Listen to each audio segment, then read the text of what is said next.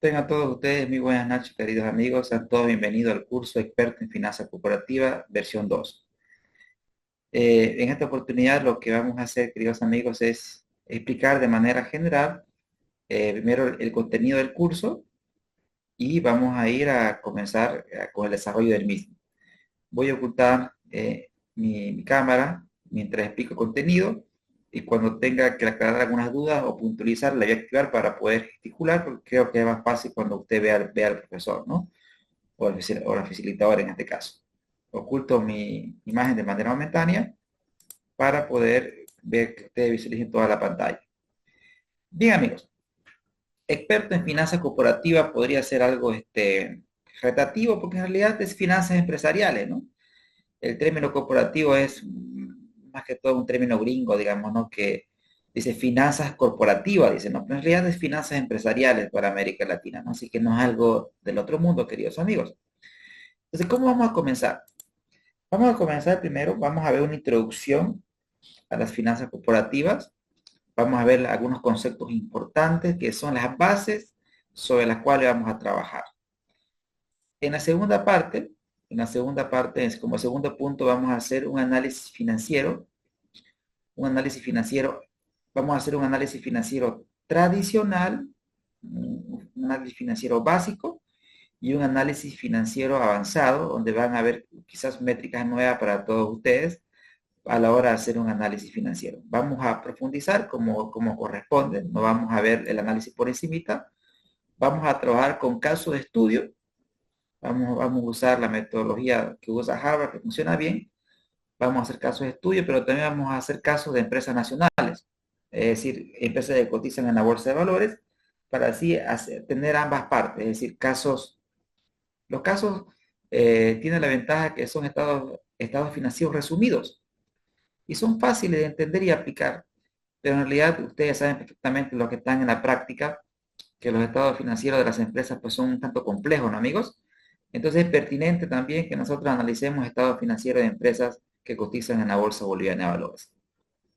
Tengo entendido que en este curso tenemos miembros de Bolivia, también tenemos miembros de Perú, y me avisan si estoy olvidando un país por ahí. Chile, tenemos alguno de Chile, de Ecuador, México, o solamente Bolivia y Perú. Pregunto, amigos. Sí, Luis, ¿este es de Perú? sí, De Perú, tenemos a Luis de Perú.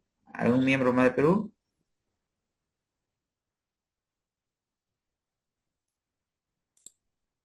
Tenemos en el chat. Ricardo, Bolivia. Santa Cruz, muy bien. Santa Cruz, perfecto. Genial, amigos. En Santa Cruz a la sesión vamos a ir conociendo acá todos y cada uno de ustedes. Bien, entonces vamos a ver el tema de análisis financiero, repito, queridos amigos, de lo más básico a lo más profundo. La idea es que usted se vuelva experto en el tema de análisis financiero. Segundo, también vamos a ver la valoración de empresas a través de la metodología de flujo de caja. Es decir, y van de la mano, o sea, para hacer una valoración, primero tiene que hacer usted un análisis. Vamos a hacer el análisis y vamos a hacer la valoración de las empresas que hemos analizado. Esa es la lógica o la secuencia metodológica. También vamos a ver evaluación de proyectos de inversión. Vamos a ver dos tipos de proyectos de inversión. Proyectos de inversión de creación de un nuevo emprendimiento y proyectos de inversión para empresas ya constituidas, para ver sobre todo el enfoque marginal, que es algo que no hemos visto en otros cursos o que no llegamos a profundizar. Ahora en este curso lo he sintetizado de tal manera que sí nos va a alcanzar el tiempo para abarcar todos los puntos. Vamos a ver también decisiones de financiamiento. Acá vamos a ver a profundidad el tema de estructura de capital. Vamos a ver financiamiento tanto de corto plazo como de largo plazo. Vamos a ver también el tema de gestión de riesgos financieros.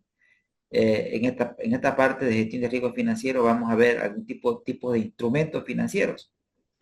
Instrumentos de renta fija, instrumentos de renta variable. Vamos a ver también instrumentos derivados que sirven para cobertura o para especulación. Y finalmente vamos a hacer la planeación y proyecciones financieras, es decir, básicamente la planeación y las proyecciones financieras la vamos a ver desde la valoración y también lo vamos a ver mucho en evaluación de proyectos de inversión, porque en ambos casos se hace proyecciones. Pero acá lo he querido separar porque ya aquí vamos a profundizar lo que es la planeación y proyecciones financieras, porque vamos a tener un conjunto ya de insumos. Si ustedes quieren, queridos amigos, del punto 7 es como la síntesis de todo lo anterior. Eso es todo en cuanto al contenido del curso. Ahora, en cuanto al alcance, queridos amigos, ustedes han visto básicamente, y aquí digamos, Andrea, que creo que está recién acabó su maestría, ¿no? Andrea en finanzas, no recién, ¿no? Andrea hace rato nomás, ¿no? Pero este básicamente es el contenido de un programa en finanzas corporativas, ¿correcto? Obviamente quitando algunos temas. Entonces lo que voy a hacer es en 2 semanas darle un curso intensivo de un contenido de un 80% de un máster en finanzas corporativas, obviamente sintetizado, ¿no es cierto? Bien resumido, pero no por resumido no vamos a tocar la profundidad que amerita cada uno de los temas. Bien, amigos, entonces, con esa presentación de todos los temas que vamos a ver,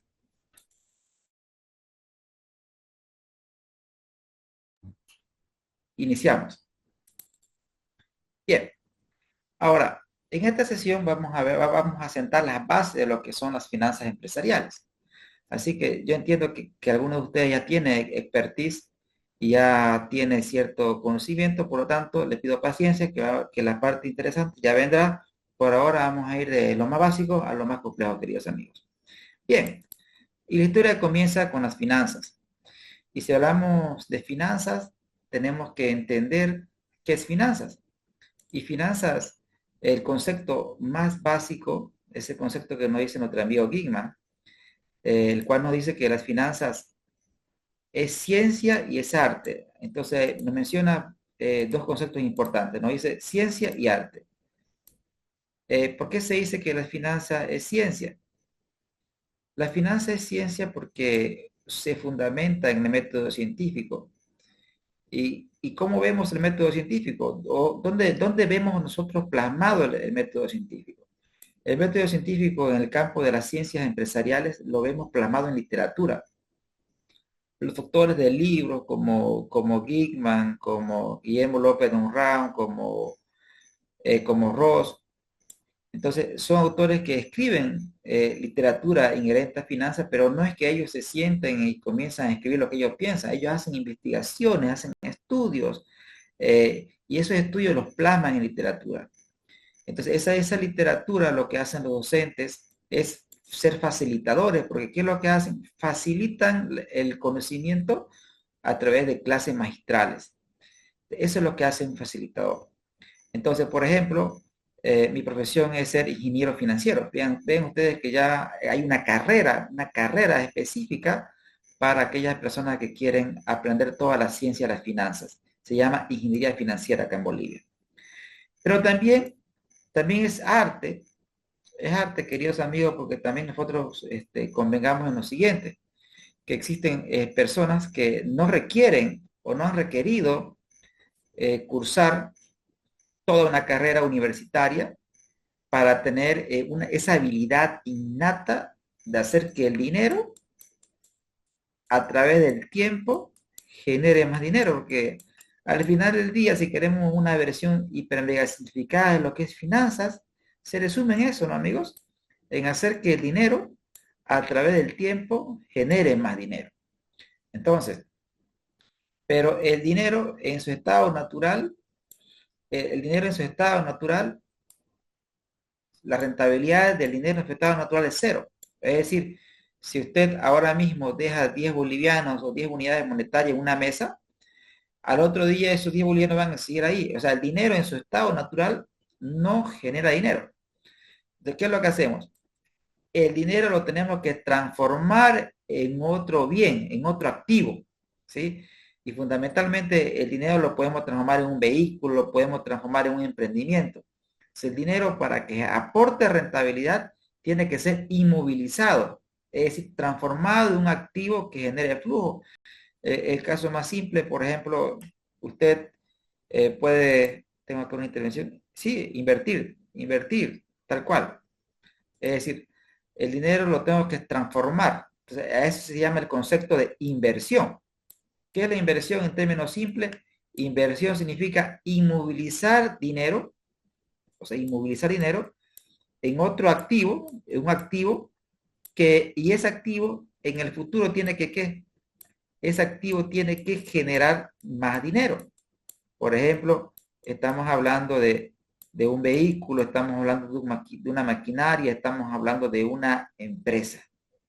Entonces, ¿pero qué sucede? Como estos recursos o estos flujos se van a generar en el futuro, aparece la palabra riesgo. O sea, tenemos que hacer inversiones esperando rentabilidad, pero administrando los riesgos. Bien, pero esos conceptos los vamos a profundizar más adelante. Ahora, lo que quería compartir ahora mismo con este punto es que se entienda que las finanzas no tanto es ciencia, sino es arte. O sea, y ustedes deben conocer a muchas personas, queridos amigos, que no han tenido la oportunidad de cursar una carrera universitaria ni hacer un posgrado, pero sin embargo tienen esa habilidad innata que ustedes charlan con esas personas y se dan cuenta que tienen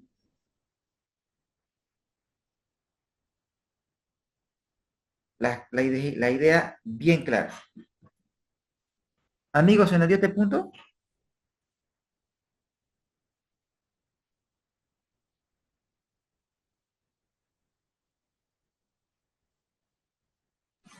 Sí, Sí, profe, se entendió bien.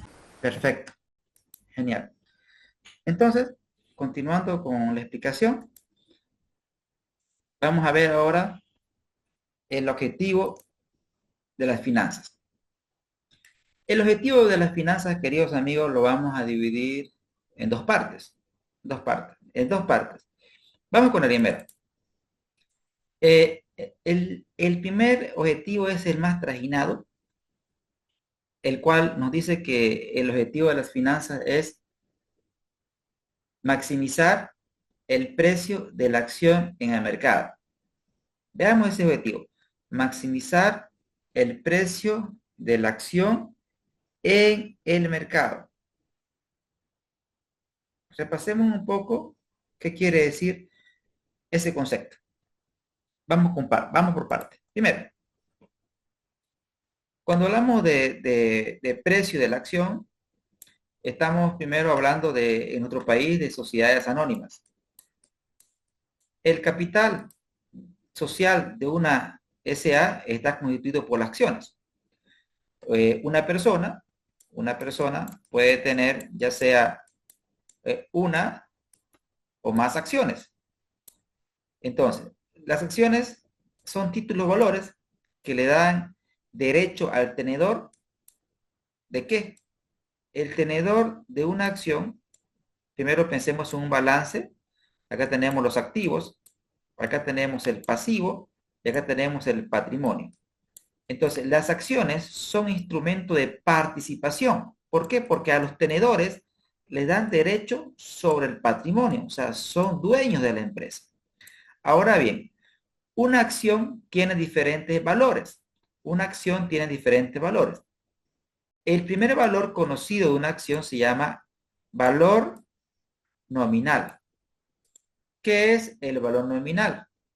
El valor nominal se llama valor nominal porque es el valor que está escrito en el documento. Está escrito en el documento. Entonces, ese valor nominal no va a cambiar, haga lo que haga usted. Ese valor nominal no va a cambiar.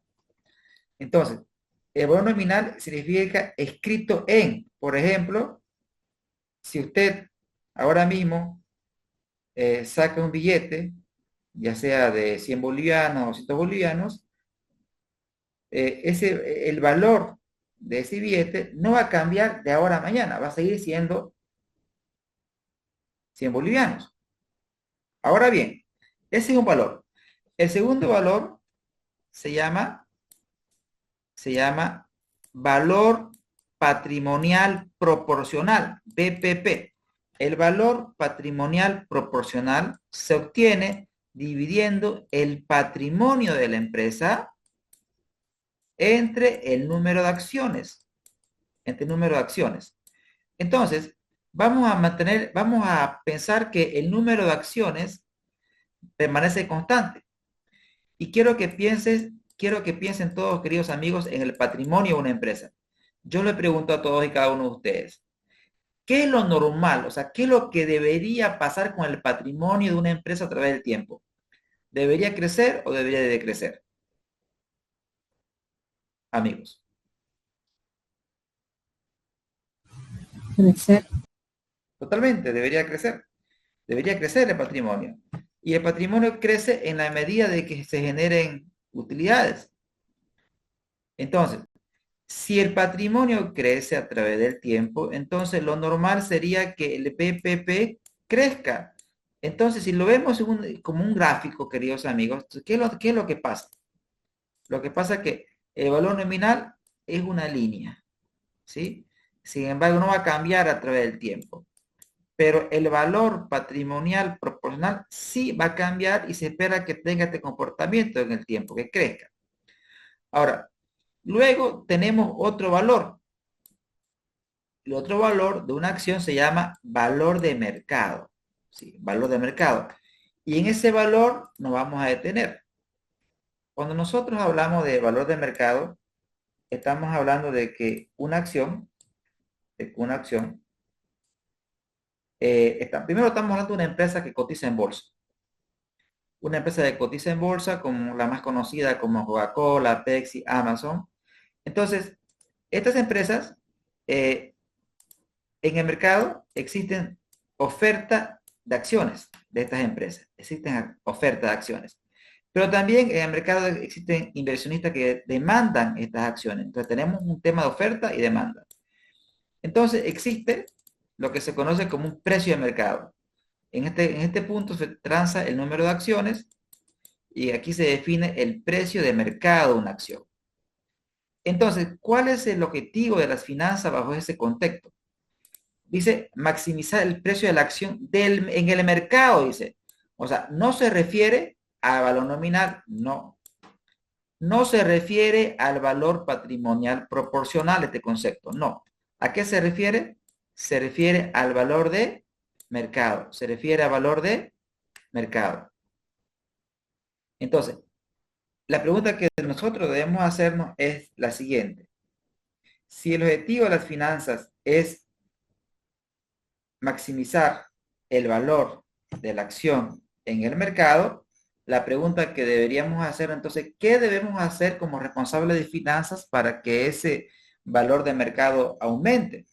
Entonces la respuesta es un tema de oferta y demanda. O sea, ¿qué es lo que debemos hacer? Sencillo. Debemos hacer que la demanda aumente. La demanda aumente.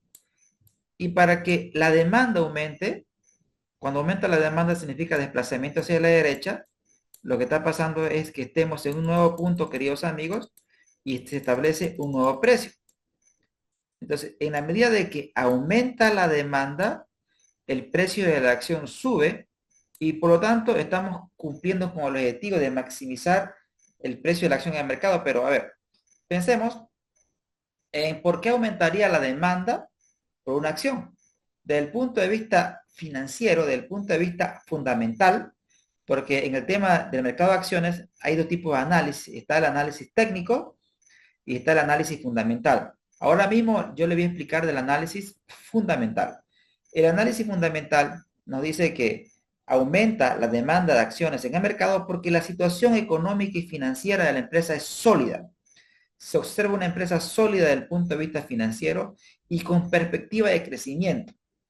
Es decir, el análisis fundamental parte de un análisis del macroentorno, hace un análisis del microentorno y hace un análisis interno de la empresa. Y me dice cómo está la empresa. Y si la empresa es sólida desde el punto de vista financiero, tiene perspectiva de crecimiento y tiene un entorno favorable, entonces eso hace que la empresa se vuelva atractiva y en consecuencia el responsable de finanzas tiene que buscar mostrar buenos números de tal forma que la empresa sea atractiva en el mercado. Y esos números se encuentran plasmados pues en los estados financieros. Y los estados financieros simplemente es el reflejo, queridos amigos, de las decisiones que se toman día a día dentro de la empresa. Ahora bien, Pero, ¿qué sucede? Primero, antes de continuar, amigos, ¿se entendió este objetivo? ¿Queda claro, amigos? Sí, Perfecto, gracias.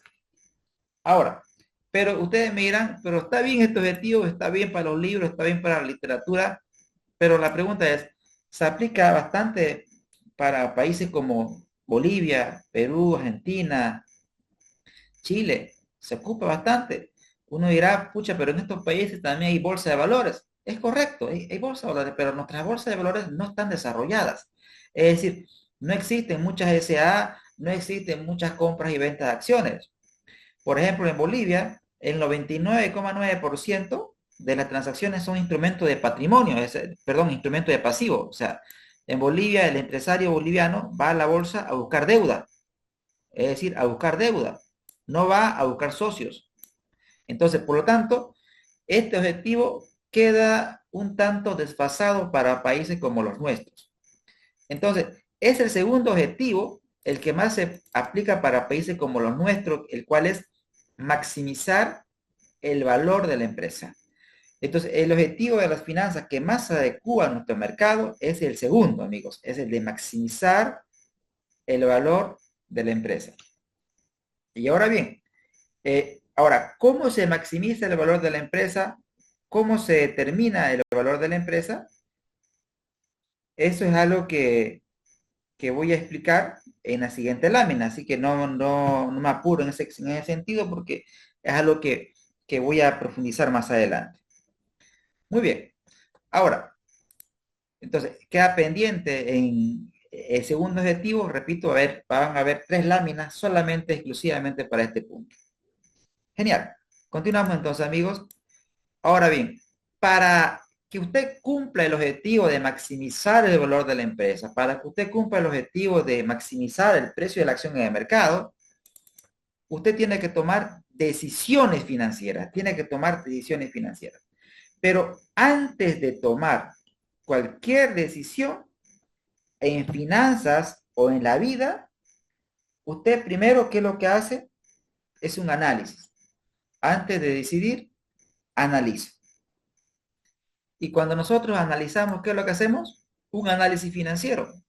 Entonces, el paso previo, o sea, el paso 1, o si quieren, el paso 0, porque si nosotros hablamos de análisis financiero, amigos, si hablamos de análisis financiero y lo trazamos en una línea de tiempo, este 0 significa hoy, ¿no? Hoy. Recuerden ustedes que en el hoy se separan dos ciencias fundamentales, que es la contabilidad versus las finanzas, ¿sí?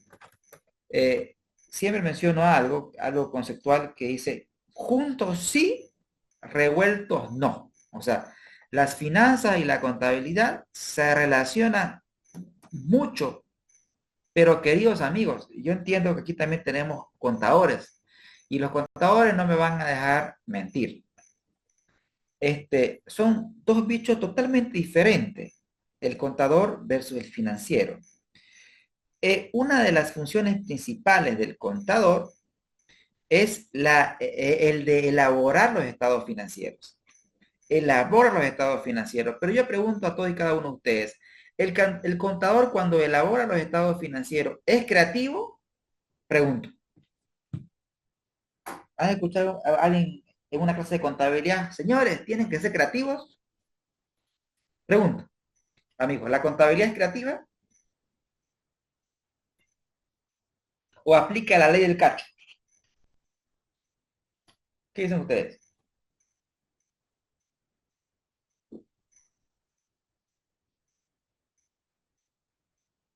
Yo tengo respuestas. Ya, muy bien, acá tenemos la respuesta profunda. Tiene que depender de una estrategia contable, totalmente, totalmente. Gracias, Ricardo. ¿Alguien más?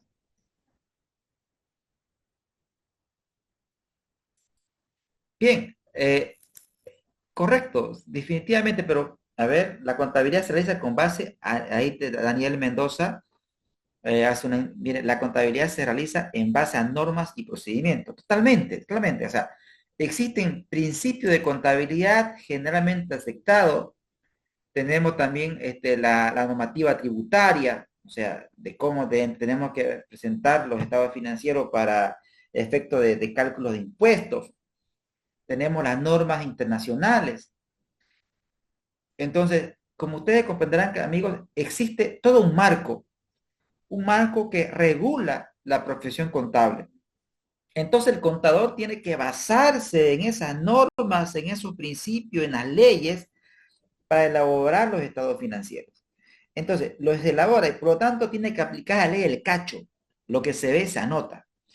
Entonces, el contador elabora los estados financieros y lo que hace el responsable de finanzas, los lee. ¿Para qué? Para saber cómo está la situación económica y financiera de una empresa. Para partir, para sabiendo cómo está la empresa hoy, recién tomar decisiones que van a afectar al futuro de la empresa. Ahora, pero cuando hago un análisis, ¿qué espero encontrar? ¿Qué analizo? La pregunta es, espero encontrar cómo está la liquidez de la empresa. Es decir, la empresa es líquida, cuenta con los recursos suficientes para afrontar su nivel o sus obligaciones de corto plazo. ¿Cómo está la deuda? ¿Tiene baja deuda? ¿Tiene elevada deuda? ¿La deuda es buena? ¿La deuda es mala? ¿Está endeudado o está sobreendeudado? ¿Está apalancado? ¿Está apalancado o solamente está endeudado? Porque recuerden ustedes que la deuda significa apalancamiento, o sea, usted se endeuda para ayudarse. Eso es buena deuda.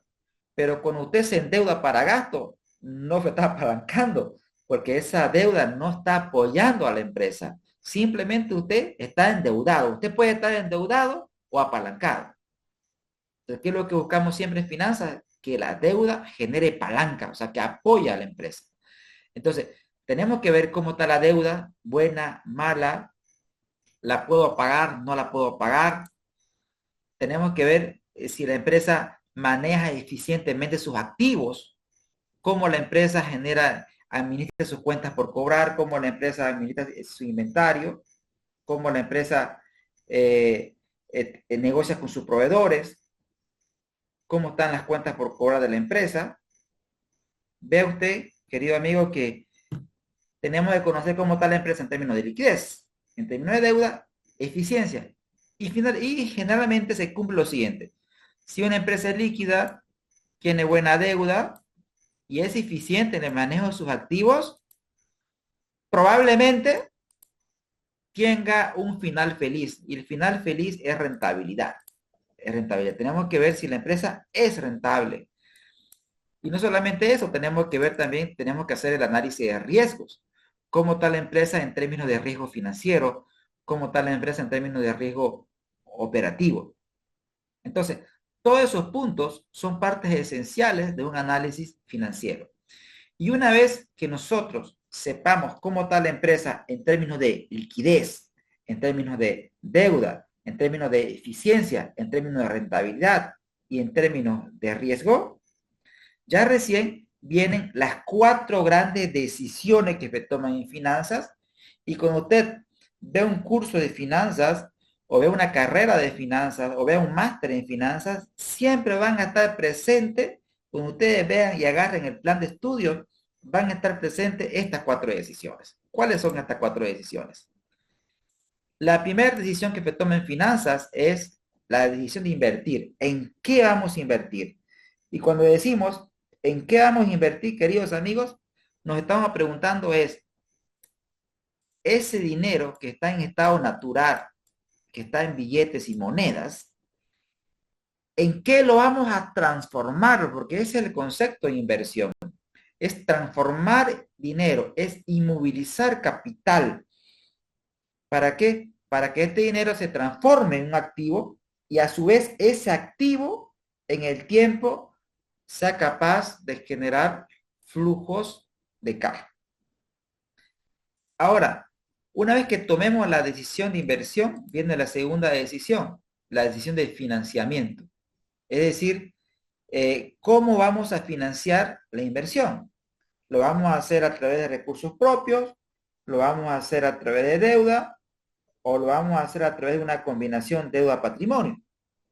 Entonces, a eso se llama estructura de capital. Tenemos que definir la combinación adecuada de deuda-patrimonio necesaria para financiar la inversión, queridos amigos. Luego, una vez que nosotros hemos decidido en qué invertir, una vez que hemos decidido cómo financiamos la inversión, viene el día a día. O sea, viene el día a día. Y cuando nosotros hablamos del día a día, estamos hablando de las operaciones de negocio. ¿Sí? Cuando hablamos de las decisiones operativas, quiere decir que esa maquinita que hemos creado, esa maquinita llamémosla empresa, esa empresa comienza a generar ingresos, comienza a generar egresos, y todos esperamos que los ingresos sean mayores a los egresos, y eso se llama resultado neto positivo o utilidad. Entonces, en las decisiones operativas se refieren cuando el negocio está en marcha, queridos amigos. Y finalmente, cuando el negocio está en marcha y hacemos un análisis de un periodo, llámese periodo un mes, un trimestre, un semestre, un año, en este ejemplo hagamos el supuesto de que sea el periodo de un año. Una vez que terminemos el periodo, todo esperemos que hubiéramos terminado con utilidad. Y la utilidad va a tener dos caminos, queridos amigos. O lo reinvertimos en la empresa, o ese dinero lo repartimos vía dividendo. O lo reinvertimos en la empresa, o lo repartimos vía dividendo. Eso se llama la política de dividendos. Por ejemplo, aquí en Bolivia, la mayoría de las empresas reparte utilidad. Reparte utilidad. La mayoría de las empresas reparte utilidad. Porque las empresas en Bolivia, aunque sean grandes, siguen siendo familiares. Y obviamente, la base, ¿qué busca un dueño de una empresa acá en Bolivia? Espera dividendos, espera el dividendo. Pero sin embargo, un accionista por ahí en otra empresa en el mundo, si bien espera dividendo, pero más que dividendo, espera que el precio de la acción crezca en el mercado. Es decir, busca ganancia de capital, busca ese diferencial de precios. Por lo tanto, en el mundo existen muchas empresas que pese a tener utilidad, no reparten dividendos. Es decir, ¿qué es lo que hacen? La utilidad la reinvierten. ¿Y por qué reinvierten la utilidad? Para seguir creciendo y ser más atractiva en el mercado y hacer que la demanda aumente y de esta forma el precio también lo haga. Entonces, amigos, ahí están las principales decisiones que se toman en finanzas. Ahora bien, la pregunta que deberíamos hacernos ahora es, cuando nosotros tomamos una decisión de inversión, ¿qué es lo que buscamos? O sea, ¿qué es lo que buscamos? Lo que buscamos es maximizar la rentabilidad. Cuando uno invierte, busca maximizar la rentabilidad con un nivel de riesgo tolerable. Ahora bien, en este curso nosotros vamos a ver indicadores de evaluación de inversión y también vamos a ver métricas de análisis de riesgo. Dentro de la métrica de análisis de riesgo, por ejemplo, vamos a profundizar en la utilización, por ejemplo, de Crystal Ball, que es un simulador que nos va a permitir medir y cuantificar el riesgo en términos determinísticos y en términos probabilísticos. Ahora, la pregunta es, cuando nosotros nos financiamos, ¿qué buscamos? Recuerden que la inversión termina en rentabilidad, el financiamiento va a terminar en costo. Entonces, si financiamiento termina en costo, es lógico pensar que cuando nosotros nos financiamos, ¿qué es lo que buscamos? Minimizar el costo de capital. O en términos más amplios, minimizar el costo promedio ponderado de capital. Minimizar el WACC, que también es parte de los temas que vamos a desarrollar. Y cuando nosotros vemos las decisiones operativas, hay un dicho que dice, ¿no? No puede haber largo sin corto. ¿Qué quiere decir? Toda empresa busca siempre sobrevivir a largo plazo. Pero si quiere sobrevivir a largo plazo, tiene que vivir en el corto plazo. Es decir, la liquidez, queridos amigos, es la sangre de una empresa. Es la sangre de una empresa. es la sangre que circula por todo el cuerpo de una empresa. Y todos sabemos qué le pasa a una persona si no tiene sangre, pues obviamente fallece. Entonces, las decisiones operativas están orientadas fundamentalmente a garantizar la liquidez necesaria para que esa máquina que se llama empresa funcione y no pare por falta de efectivo, no pare por falta de sangre en términos humanos. Y finalmente, cuando hablamos de la política de dividendos, ahí tenemos que decidir o reinvertimos o distribuimos dividendos.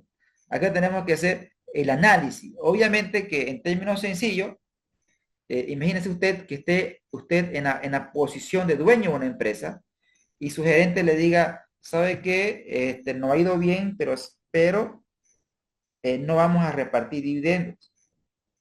Entonces quizás eso a usted no le agrade mucho, ¿no? Porque si, a ver, si me está yendo bien, la pregunta que debo hacerme es, ¿y por qué no vas a repartir dividendos si me ha ido bien?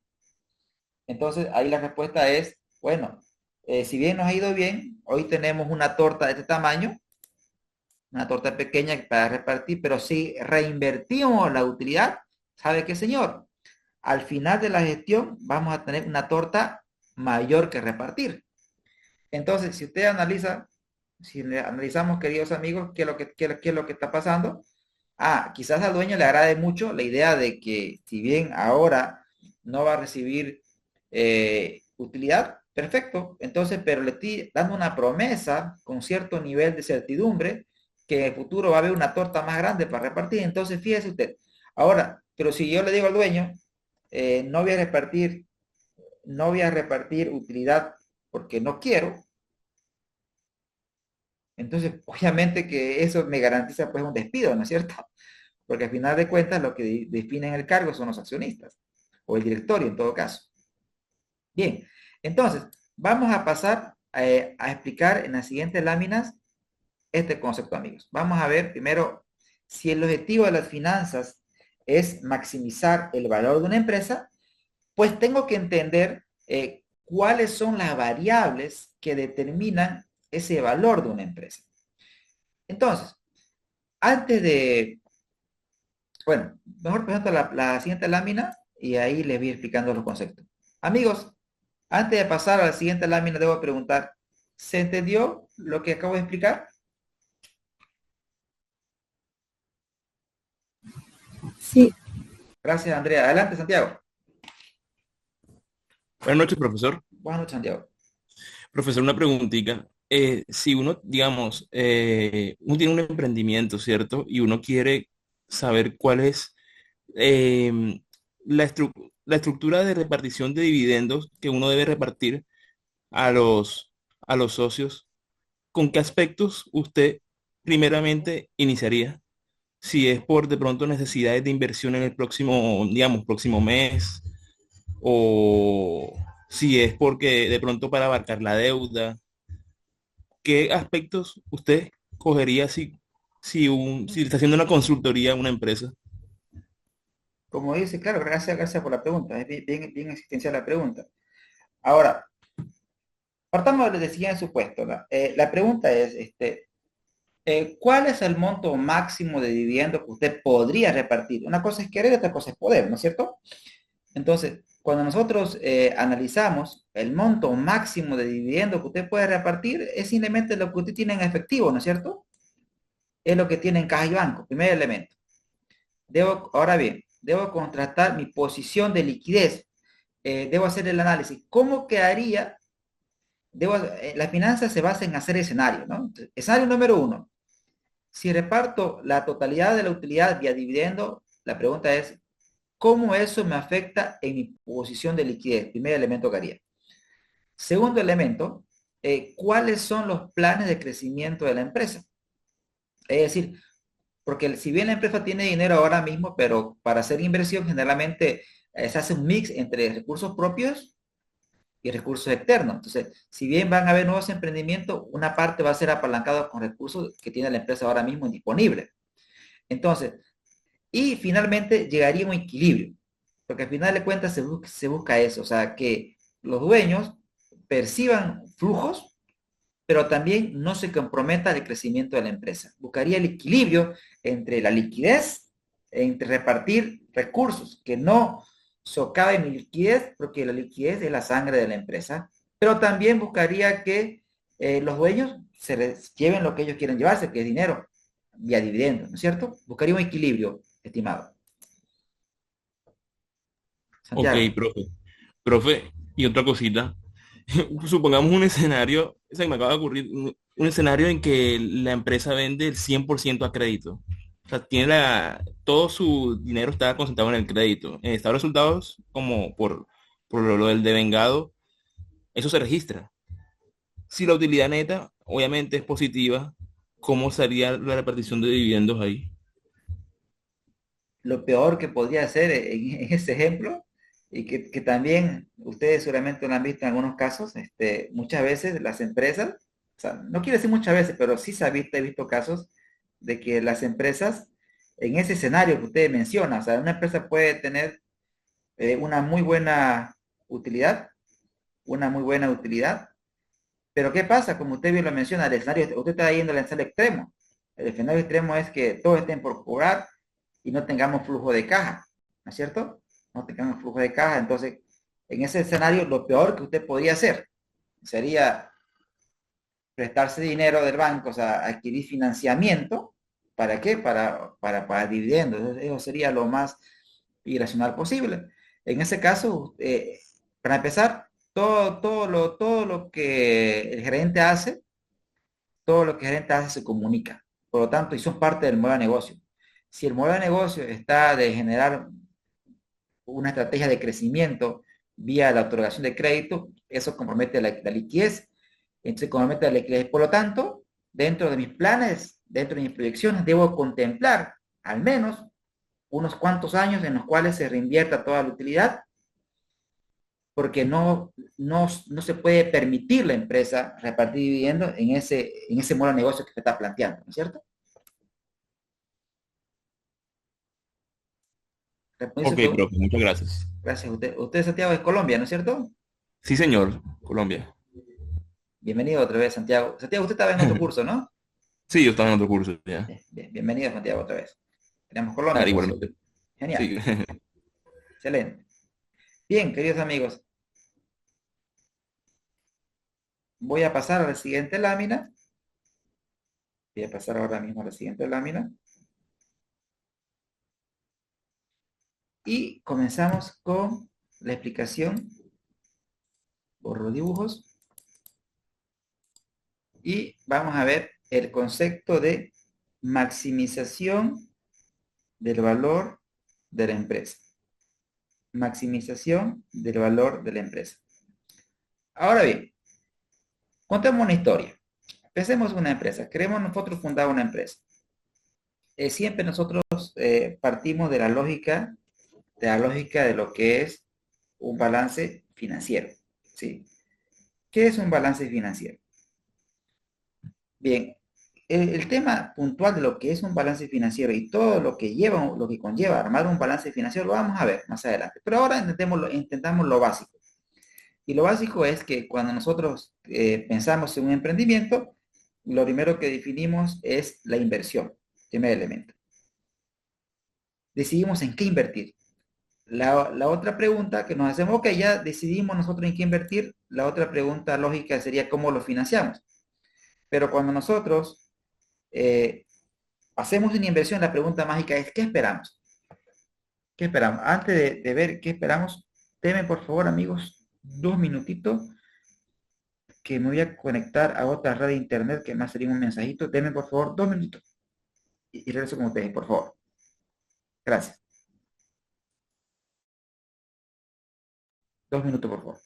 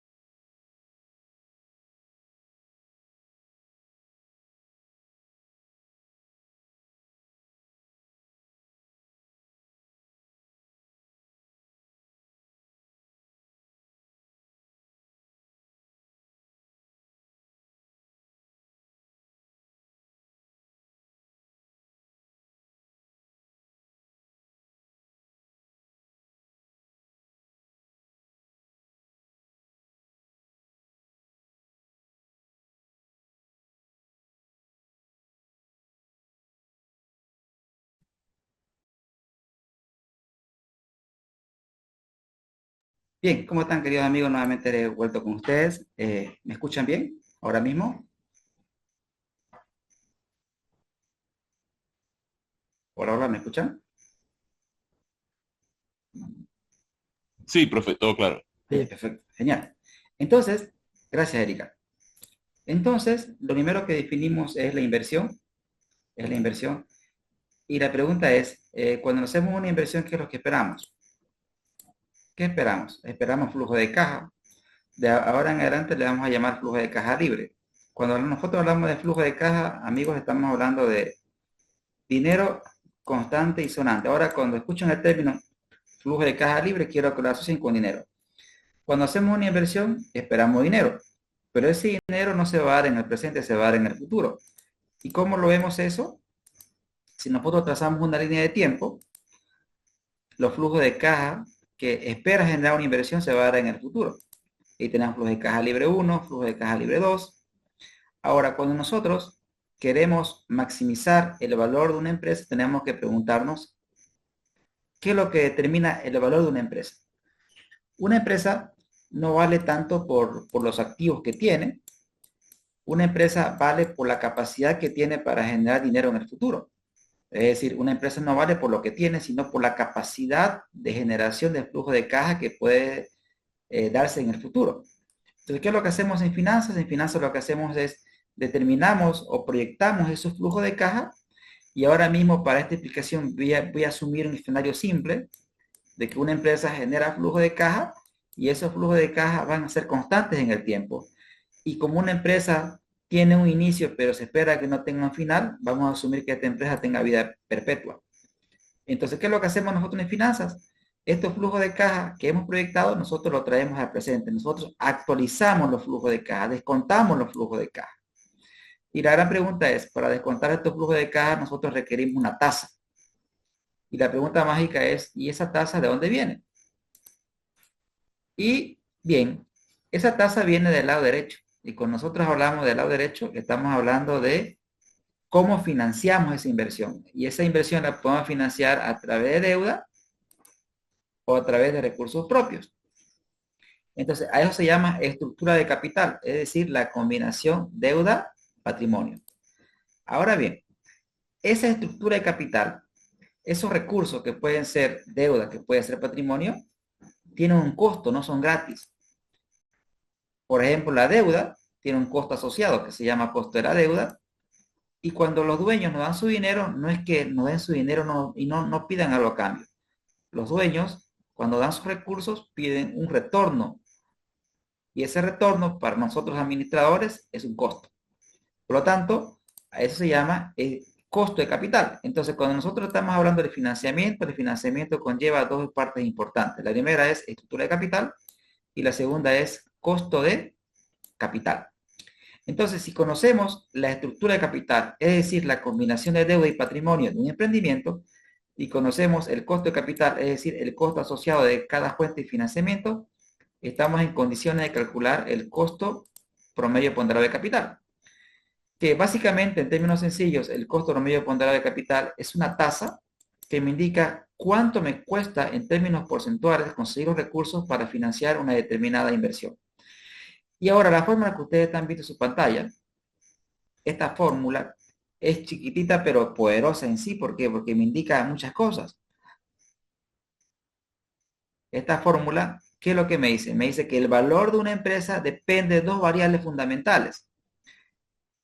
Por en primer lugar tenemos el flujo de caja libre, que es el dinero que una empresa va a generar en el futuro. Y la otra parte es el costo de conseguir los recursos para financiar la inversión. Ahora bien, el denominador es una tasa, el numerador es dinero. Ahora, pero ¿qué es lo que hace esta fórmula? ¿Qué es lo que hay detrás de esta fórmula? Esta fórmula se deriva de la matemática financiera. ¿Y qué es lo que me dice? Esta fórmula lo que me dice es que si una empresa va a generar flujo de caja, pero escuchen bien el término, perpetuo, es decir, hasta más infinito, todos los flujos de caja que la empresa va a generar de periodo 1 hasta más infinito, lo que hace esta fórmula es los actualiza, los descuenta, los trae al presente. Y determinamos lo que conocemos como el valor de la empresa, amigos.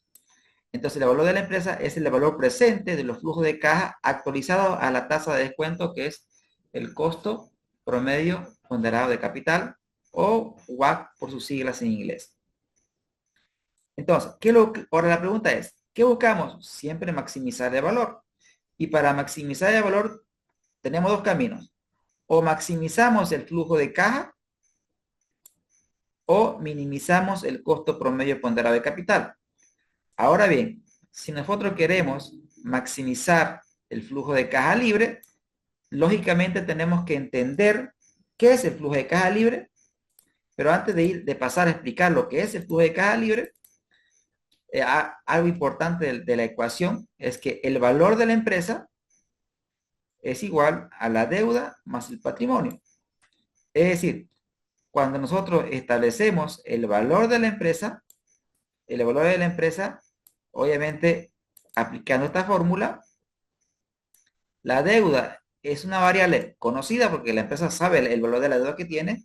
Entonces nosotros podemos conocer el valor del patrimonio.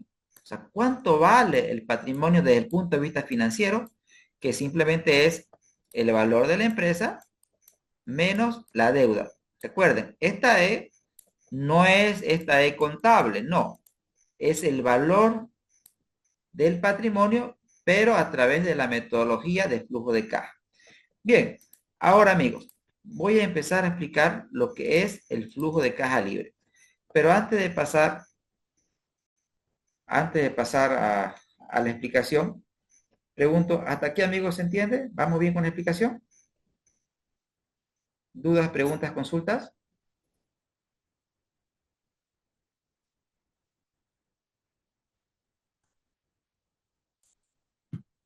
Gracias, Erika. Gracias, Hernán. Muy bien. Bien, amigos. Ahora, hagamos un ejemplito primero. Un ejemplo sencillo. A ver, partamos de un balance financiero. Partamos de un balance financiero, tenemos una inversión de 100 bolivianos. Y esta inversión de 100 bolivianos me genera 35 bolivianos de flujo de caja libre. Ahora, estos 100 bolivianos son financiados por 60 bolivianos de deuda a un costo del 10%, 40 bolivianos de patrimonio a un costo del 20%. Entonces tenemos la estructura de financiamiento, tenemos el costo del financiamiento, y ya con eso nosotros podemos calcular el costo promedio ponderado de capital. ¿Cómo lo hacemos? Veamos. Paso 1, determinamos el costo promedio ponderado de capital. ¿Cómo lo hacemos? A través de esta fórmula. Ahora, ¿cómo aplicamos la fórmula, queridos amigos? Simplemente reemplazamos datos. Reemplazamos datos y bautizamos. A esto se llama estructura del financiamiento. Si ustedes se dan cuenta, simplemente sería 40 más 60 de 100. Entonces estamos hablando de que el 60% es financiado con deuda. Se llama peso de la deuda. Y esto se llama peso del patrimonio. Peso del patrimonio. Es decir, la suma de ambos pesos debería ser el 100% o 1. Y tenemos el costo de cada fuente de financiamiento. Si nosotros reemplazamos todas esas variables, ¿qué es lo que tenemos como resultado? El costo promedio ponderado de capital, que es de 14%. Es cuánto le cuesta a la empresa en promedio ponderado financiar estos 100 bolivianos, 14%. Lo segundo que hacemos es actualizar los flujos de caja libre, y para eso, ¿qué hacemos? Hacemos la proyección de los flujos de caja y aplicamos la fórmula que vimos anteriormente, donde el valor de la empresa es el flujo de caja libre dividido entre el costo promedio ponderado de capital. Aplicando la fórmula, queridos amigos, ¿qué encontramos? Que el valor de la empresa es de 250 bolivianos. O sea, estos activos para las finanzas, ¿cuánto valen? No vale 100. Estos 100, ¿cuánto valen en términos de financieros? Vale 250. Entonces mi empresa vale 250. Pero recuerden ustedes que la empresa tiene deuda. Entonces la pregunta que debemos hacer, ok, ¿cuánto vale mi patrimonio? Contablemente el patrimonio vale 40. Pero recordemos la ecuación anterior, amigos, que el valor de la empresa es igual a la deuda más el patrimonio. Entonces, si el valor de la empresa, desde el punto de vista financiero, es 250, 250. La deuda es 60. Entonces, ¿cuánto vale el patrimonio, amigos? El patrimonio simplemente valdría 250 menos 60, amigos. Entonces, el patrimonio, ¿a cuánto asciende?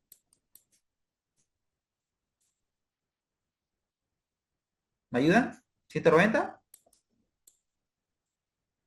Amigos, miren, financieramente, ¿cuánto vale el patrimonio? 190.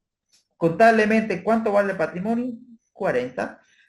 Ustedes han visto ahora, en términos sencillos, cómo se valoriza una empresa. Claro que en la práctica es un tanto más complejo porque hay que hacer proyecciones de los estados financieros y demás, pero en términos simples es lo que acabo de hacer, queridos amigos. Amigos, ¿entendió el ejemplo? Sí, Gracias, Luis. Gracias. Bien, ahora, yendo un poco más ya a explicar lo que es los flujos de caja, que es lo que estaba pendiente, vamos ahora a hablar de lo que es el flujo de caja libre. Bien, pero antes de ingresar a hablar de lo que es el flujo de caja libre y para no quedar a media con la explicación, ¿sí? Les pido que nos vayamos a nuestro break.